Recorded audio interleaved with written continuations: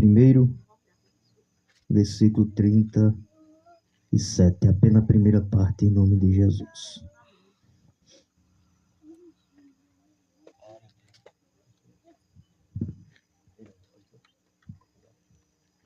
Depois.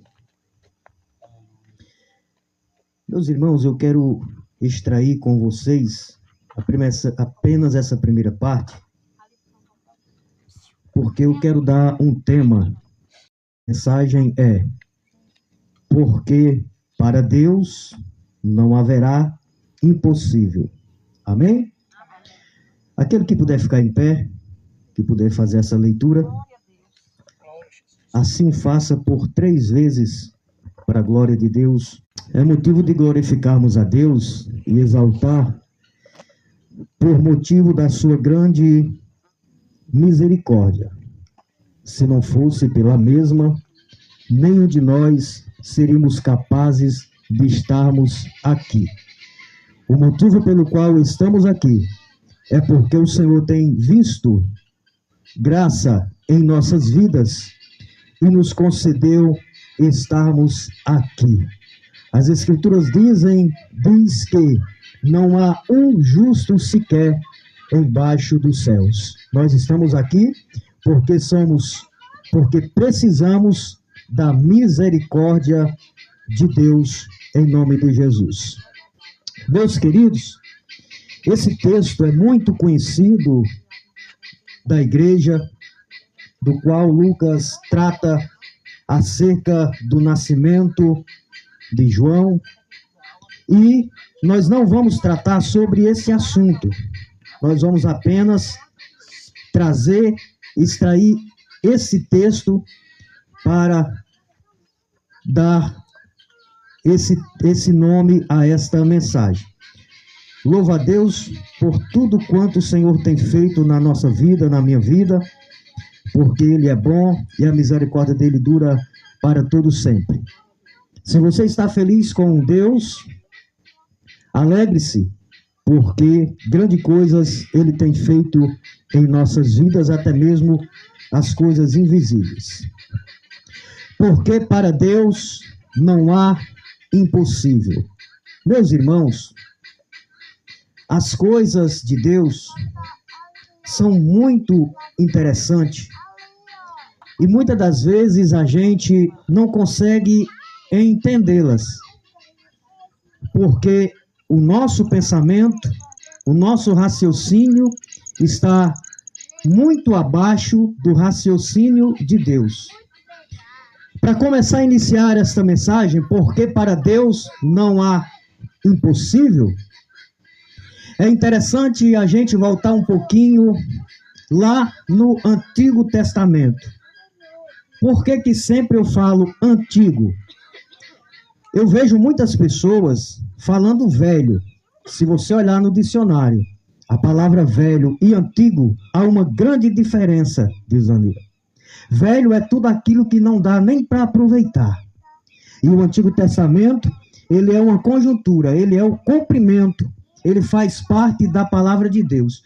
Então, é mais acessível que a gente diga o Antigo Testamento, porque ele é antigo, mas ainda dá para se aproveitar.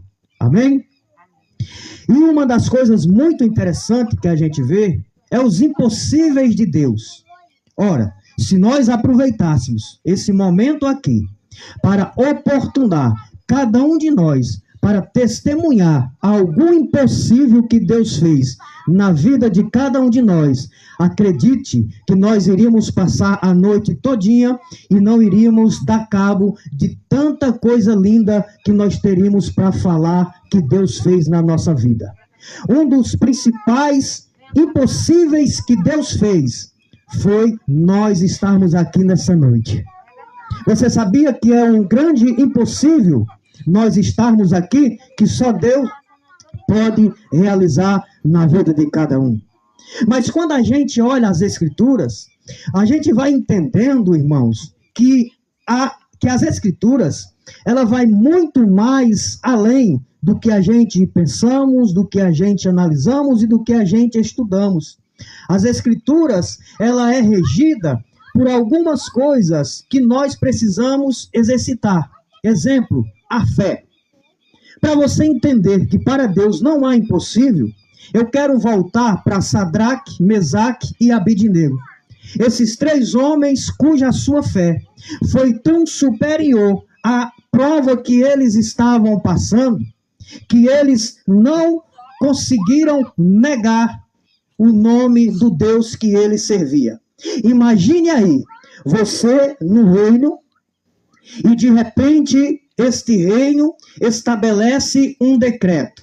E este reino diz que todos têm que se ajoelhar diante de uma estátua que vai ser erguida.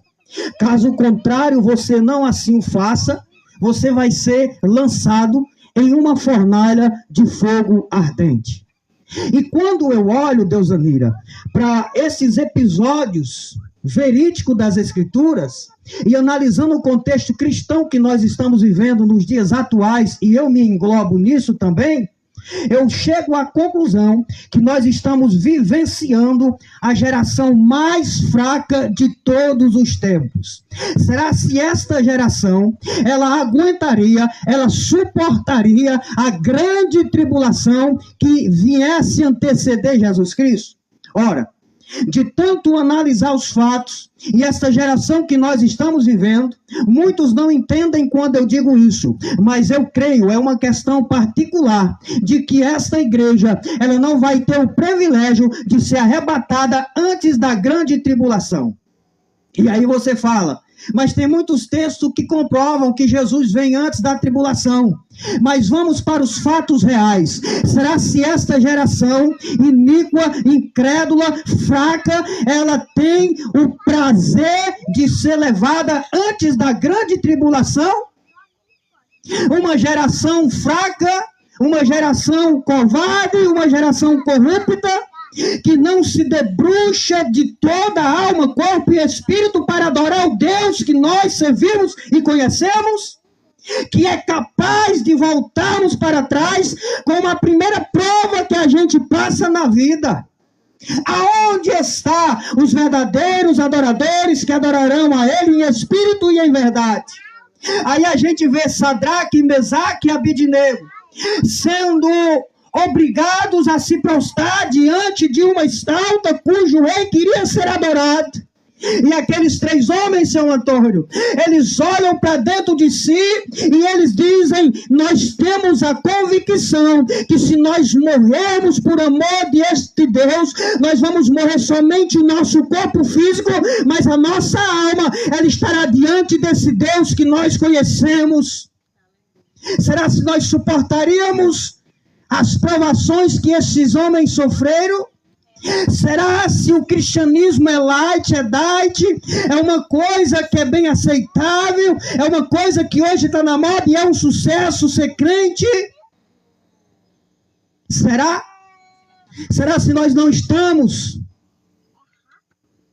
vivendo diante da geração mais fraca? Será se não é momento de nós trazer para nós individualmente a responsabilidade de entendermos que só verão a Deus os verdadeiros adoradores que o adoram em espírito e em verdade? Aqueles 3 homens estavam diante de uma dinâmica mortal. Eles não tinham outra opção, era se curvar diante daquela imagem ou ser mortos. E eles 3 decidiram por morrer por Cristo, morrer por Deus, porque ele tinha convicção de quem ele estava adorando. E a pergunta que eu faço nessa noite, será se nós que estamos aqui temos a convicção de quem estamos adorando? Porque eu quero dizer para você que o cristianismo, irmão, vai muito mais além do que aquilo que nós imaginamos. Sabe o que? Uma das coisas que faz parte do cristianismo é a experiência com Deus.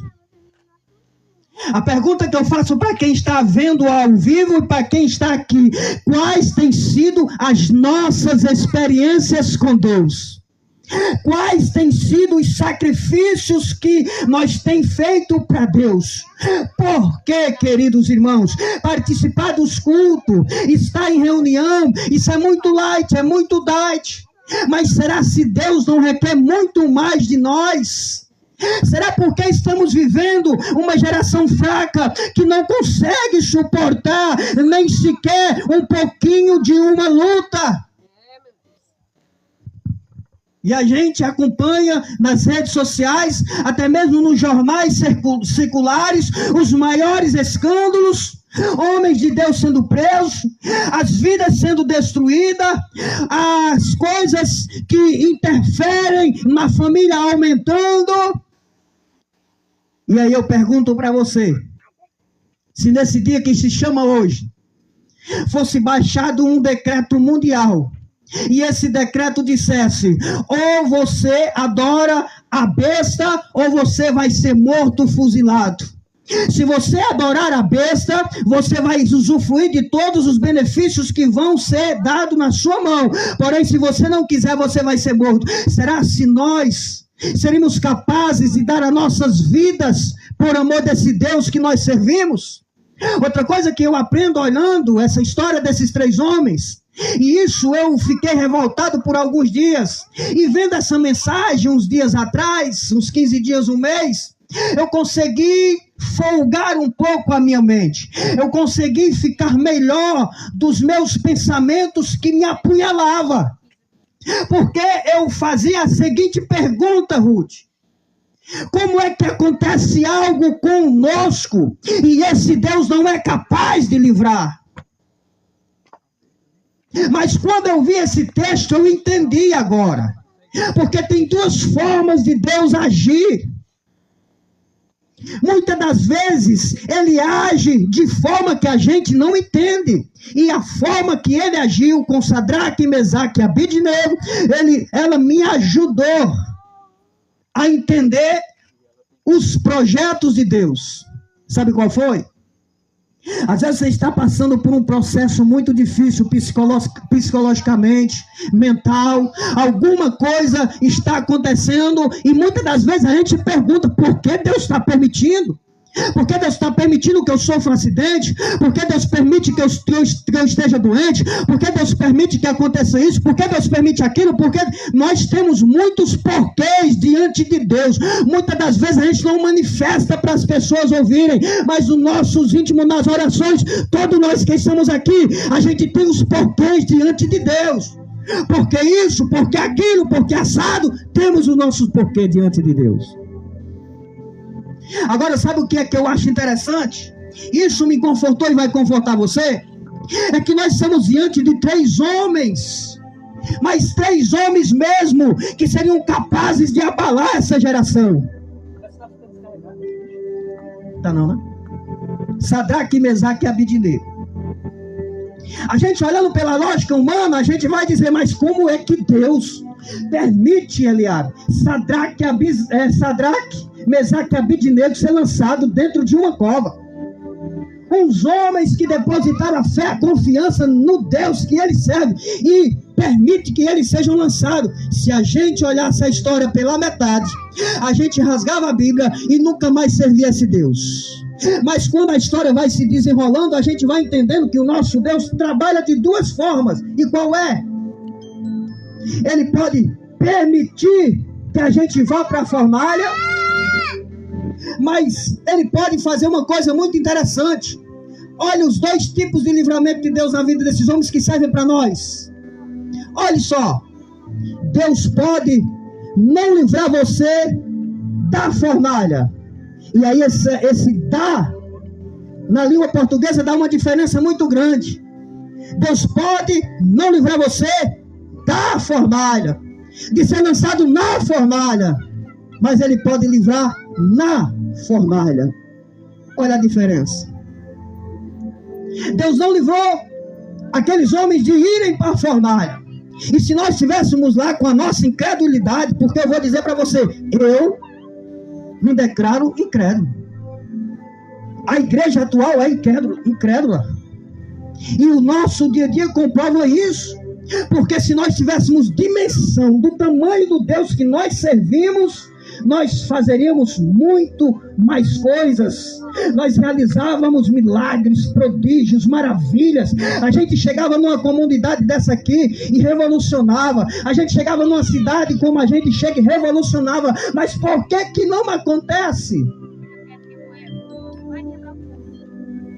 Então Deus não livrou ele da fornalha, mas livrou eles na fornalha. É porque para aquele episódio ali, o projeto de Deus não era, muitas das vezes, livrar eles de ir para a fornalha. Eu quero imaginar com você. A Bíblia não diz, mas também não me proíbe de raciocinar. Porque a gente sabe que os escarnecedores, os zombadores, eles não perdem tempo. E eu acredito, senhor Antônio, que naquele dia, os zombadores estavam dizendo, antes da história terminar: cadê o Deus de Sadraque, Mesaque e Abednego? Que não é capaz de livrar esses homens da fornalha.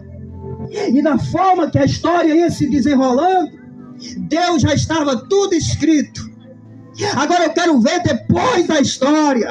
Quando a história está andando, é uma coisa. Eu quero ver depois da história. Eu quero dizer para você que eu e você não estamos mortos. Que eu e você que está aqui não estamos caídos. Sabe por quê? Porque nós sabemos a quem nós servimos. Ele é o Deus de Isaac, é o Deus de Jacó, é o Deus de Abraão. E Ele está aqui nesse momento.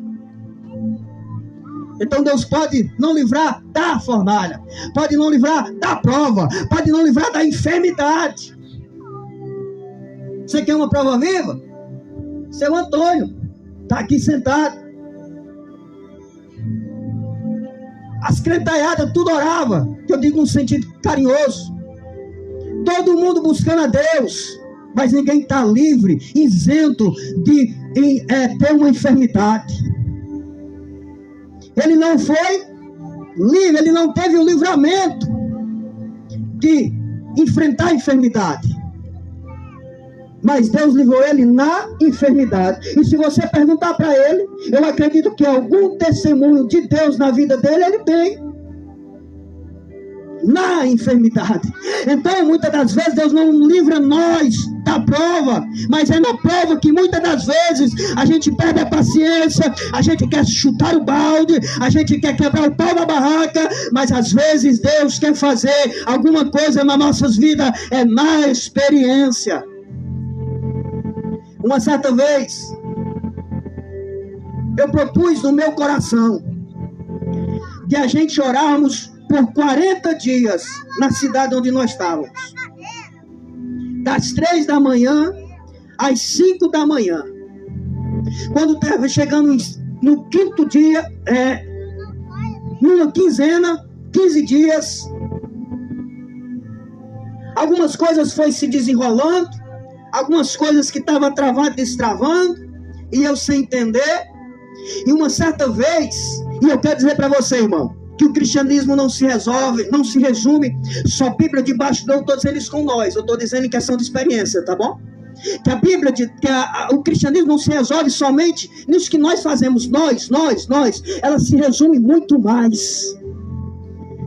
As experiências com Deus, você ouvir Deus falar com você, não no seu ouvido. Deus está falando dentro da sua mente. Deus fala dentro da sua mente, não é no seu ouvido, é dentro da sua mente. As experiências com Deus, ela fortalece a sua fé. E eu fiquei estarrecido, irmãos, porque uma certa madrugada, eu acordei e eu comecei a orar. E o projeto era, eu estou dizendo isso para incentivarmos. E o projeto era, você quer ver dificuldade, irmão, você comece projetos grandes. Mas Deus é bom.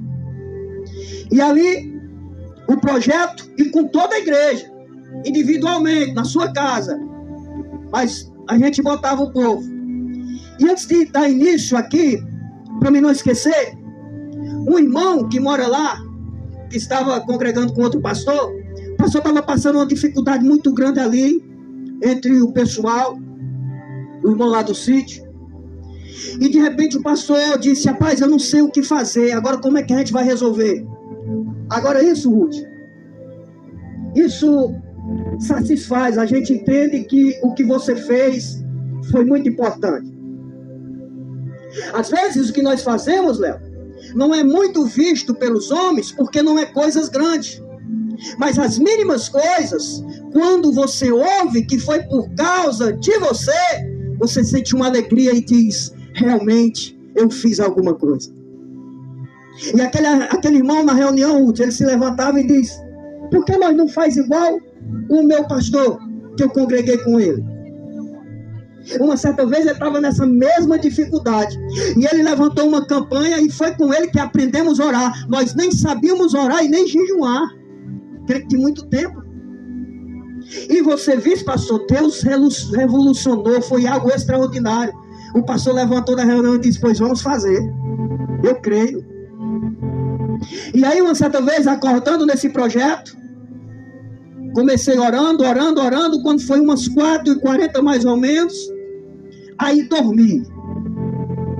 Quando eu durmo, eu tive uma visão clara, eu estava dormindo, mas eu estava acordado.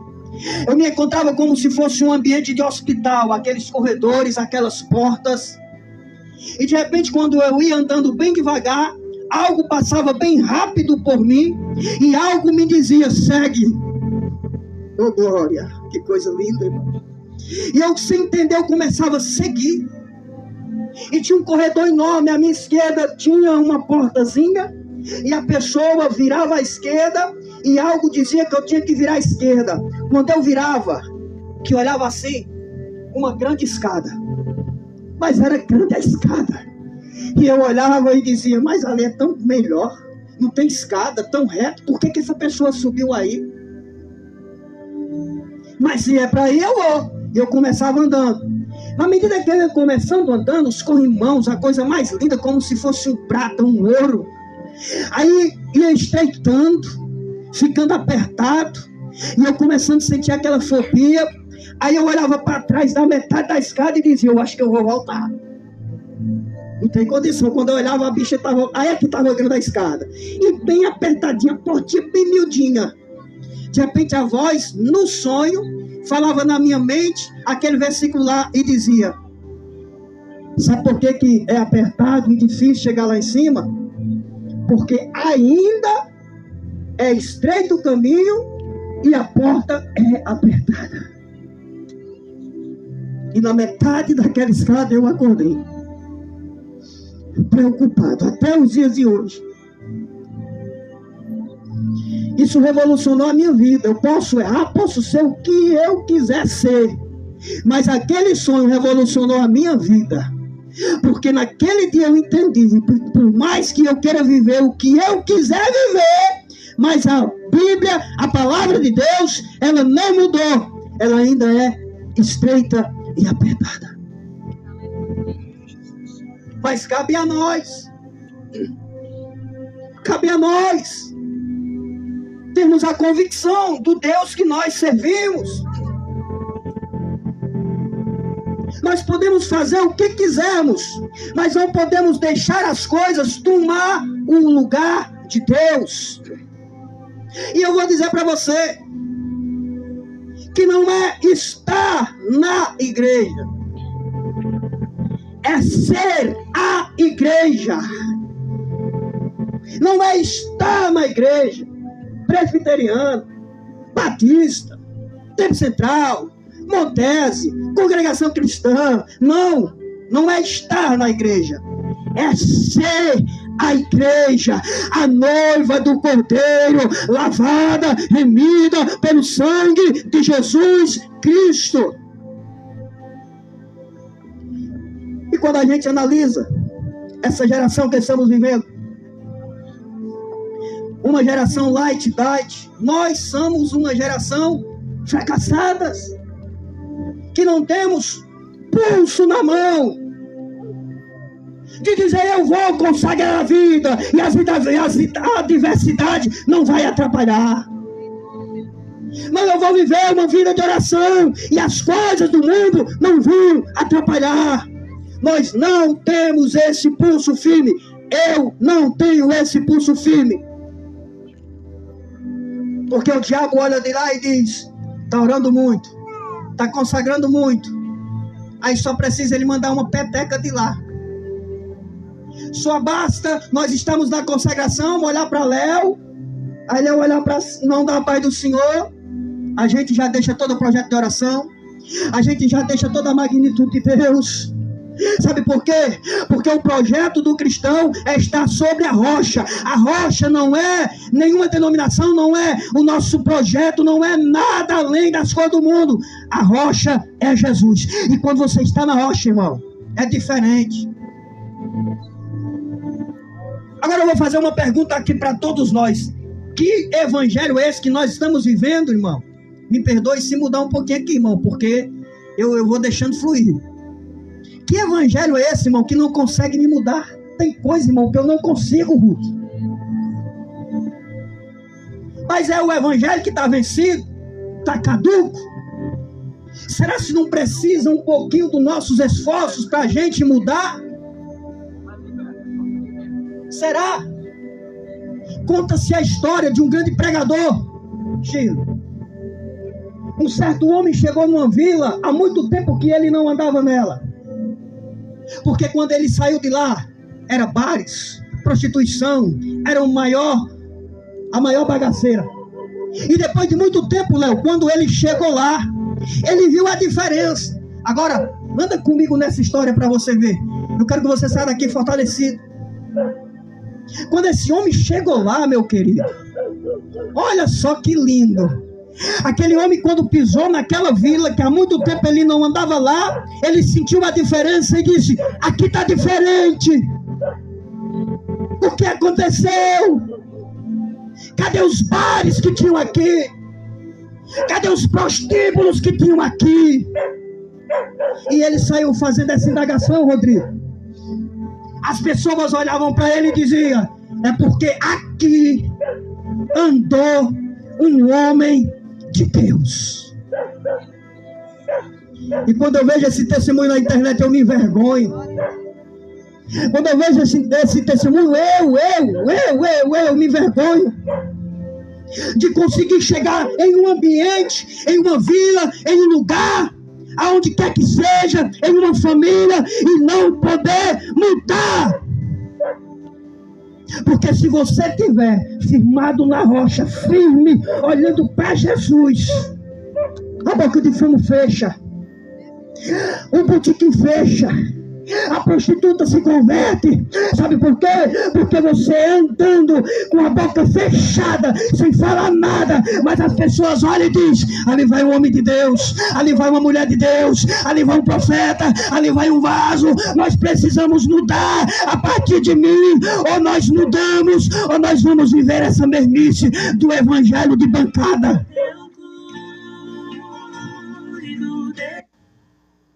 Essa é a realidade. A pergunta que eu faço é: qual é ou quais são as diferenças que nós, eu estou dizendo conseguimos realizarmos nos dias atuais? De que forma as pessoas nos veem quando nós passamos na rua? O que elas pensam ou falam de nós? Aí eu vejo esses 3 homens decididos a morrerem pelo Deus que eles servem. Para encerrar, vamos comigo, em nome de Jesus, 2 Samuel, abra 2 Samuel 23.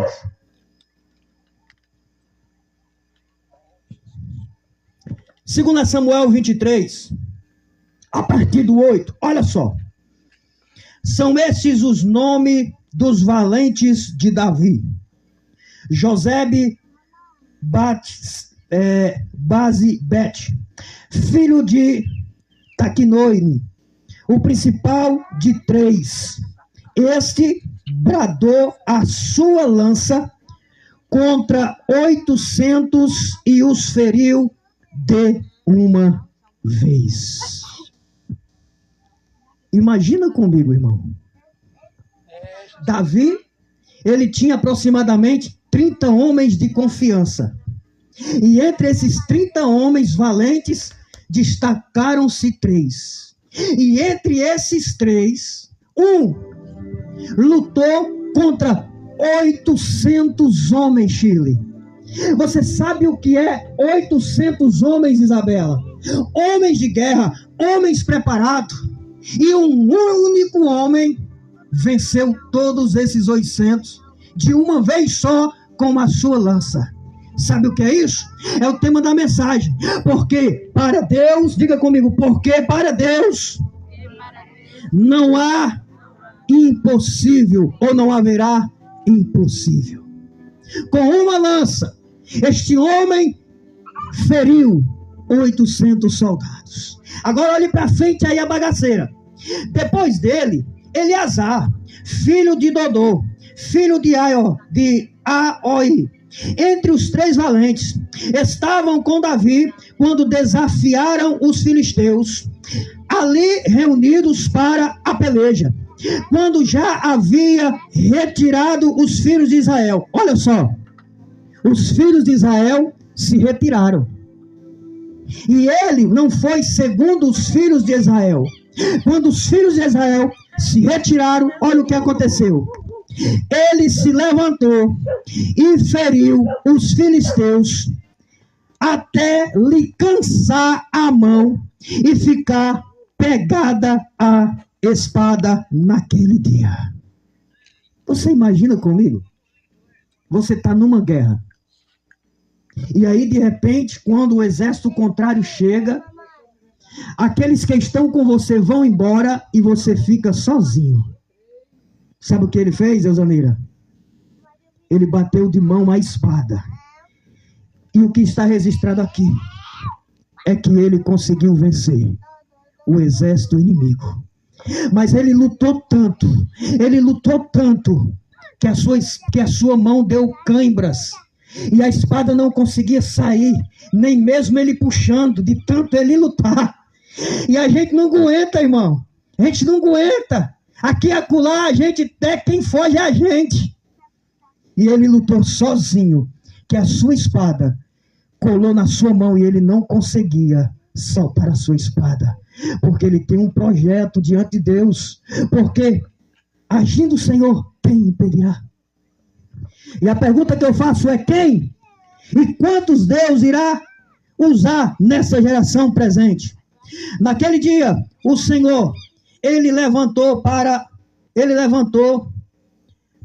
onde Eleazar estava, somente para tomar os despojos.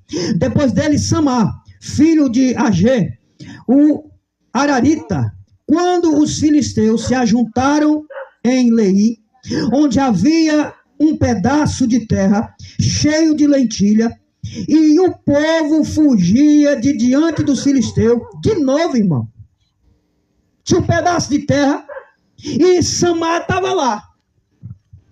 Aí quando os filisteus vieram, o que foi que o povo fez? Correu. Quantas vezes não acontece isso na nossa vida, né?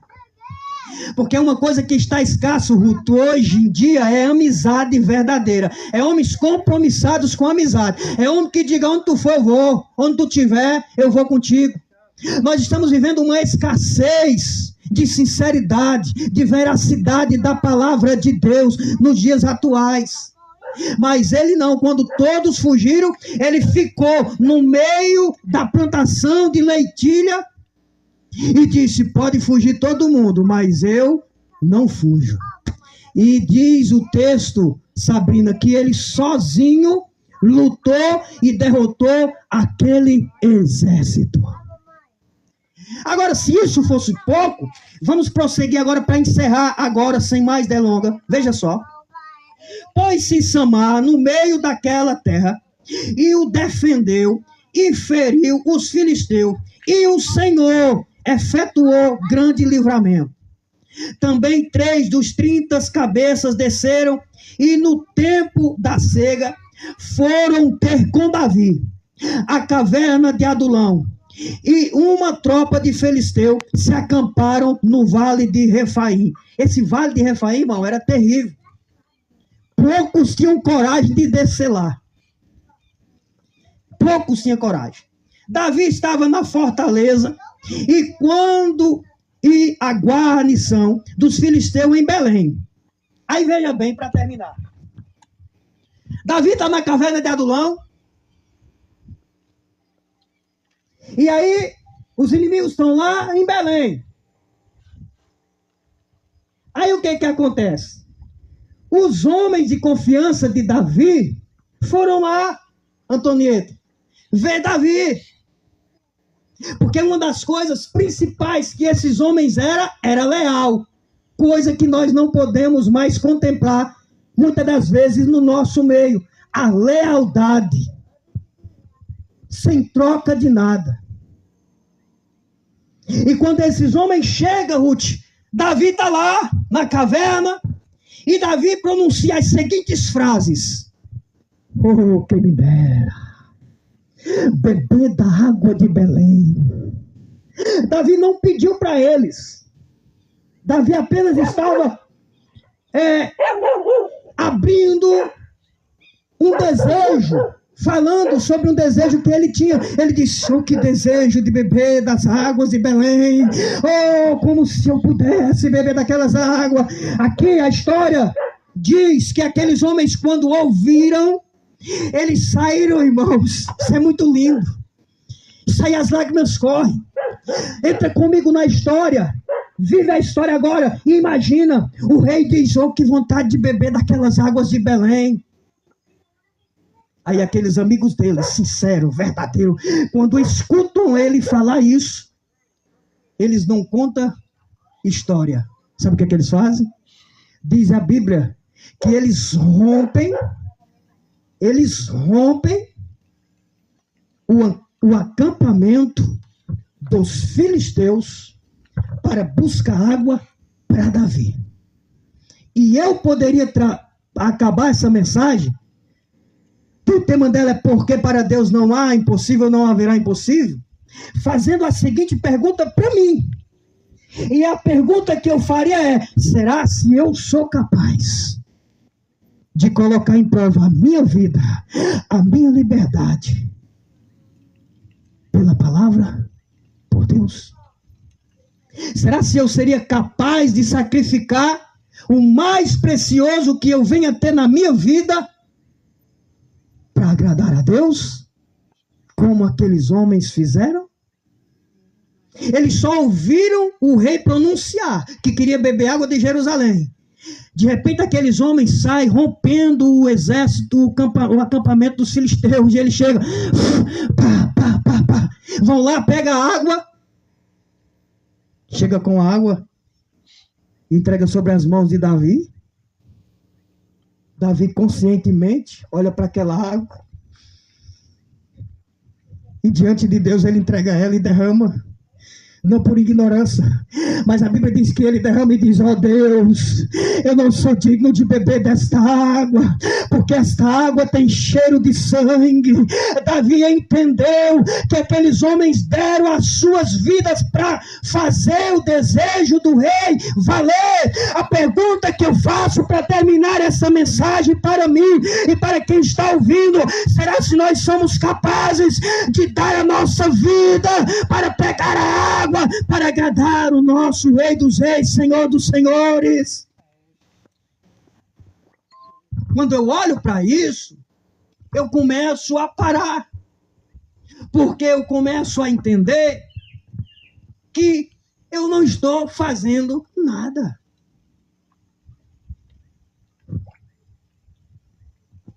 Uma certa vez, nós fomos dirigir um culto domiciliar, Ruth, para encerrar, para não ficar cansado. Mas pregador é bicho que mente. Toda vida vai encerrar e não encerra, né? E aí uma pessoa disse, o pastor da fulano de tal, ministério tal, tem medo de demônio. Surgiu esse burburinho, não tem? Só que olha só o que Deus faz. E tem gravado esse vídeo. E o cara gravou e mandou esse vídeo. Eu só estou dizendo para você ter ideia que nada para Deus é impossível. E aí, quando nós estávamos no culto, nós fomos ministrar uma oração, isso vai fortalecer a nossa fé. Porque da medida que nós íamos orando, com as mãos levantadas, Deus me dava uma revelação terrível acerca de uma jovem. Ela lembra. E aí Deus começava a falar, eu vendo aqui na minha mente, dentro de mim, E eu disse, rapaz, e agora? Mas eu estava firme, eu entendia que eu estava preparado para aquilo. A gente vinha num projeto muito forte. Quando paramos a oração, eu disse, olha, você, ontem, pegou uma faca, tudo que a gente falou. Quando eu termino de falar toda a vida daquela jovem Ruth, ela cai no chão, de joelho. As lágrimas. E digo mais, não era nem para você estar aqui. Quando ela se levanta, as irmãs levantam ela com lágrima. Dá uma ajeitadinha ali. Até o vento ajudou, hein? Nós estamos no mar, naquele negócio do mar, o vento. Mas é assim mesmo, olha só. E aí, irmãos, quando ela se levantou, as irmãs abraçaram elas. Aquelas 3 irmãs. E aí eu disse, vamos orar, irmã, porque ela queria aceitar Jesus. Irmã, em nome de Jesus eu te digo, experiência espiritual. Não é só comigo. Hoje a gente vai perdendo muita coisa e às vezes não. Mas se você tiver experiência espiritual, muita oração, muita consagração, vivendo para Deus, eu te digo uma coisa, essa experiência espiritual é o que faz a gente não parar, irmão. É muito bonito. Você já imaginou você nessa distância? A irmã como aí nessa porta, a jovem, e você falar assim, ó, vamos orar, vamos levantar as mãos. E aí quando você levantar a mão aqui, irmão, eu tive essa experiência. Isso é muito lindo. Isso é para nós, crente. E quando você fazer assim, ó, sem levantar para ela nada, pá, aí cai no chão. Irmão, pense num negócio feio. Igual uma serpente. Pá, esse pá, pá. E aí os irmãos em cima orando. E eu disse, afasta todo mundo. Em nome de Jesus. Sai! A irmã. E aí o irmão chega para mim, conta a história, que quando eu digo eu minto, que eu não sabia. Eu fiquei sabendo porque o irmão mostrou o vídeo, né? E o irmão disse, agora eu vou mandar para fulano de tal, que estava caluniando o senhor, dizendo que o senhor tinha medo e não expulsava demônio. Aí a irmã chegou e disse, tá vendo como é que Deus faz? E eu sem saber. Então, o que eu quero dizer para nós hoje, é que para Deus não há impossível. Não importa se você está fraquinho, está fortinho. O problema do cristão, irmão, é que é o seguinte, a qualquer momento ele pode virar uma dinamite. Agora, se tem uma coisa que Deus ele não rejeita, irmão, isso a gente tem que aprender. Não é o homem de oração, o homem que jejua muito, o homem que fala eloquente, o homem que prega e as massas se convertem. Nada disso, isso faz parte. O que Deus realmente, ele treme diante do ser humano e ele volta até atrás daquilo que ele diz. Só tem uma coisa no homem. Quem quer arriscar dizer o que é?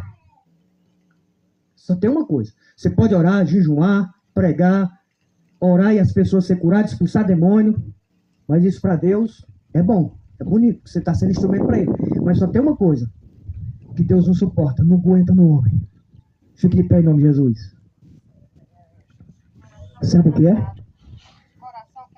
É um coração contrito e aquebrantado.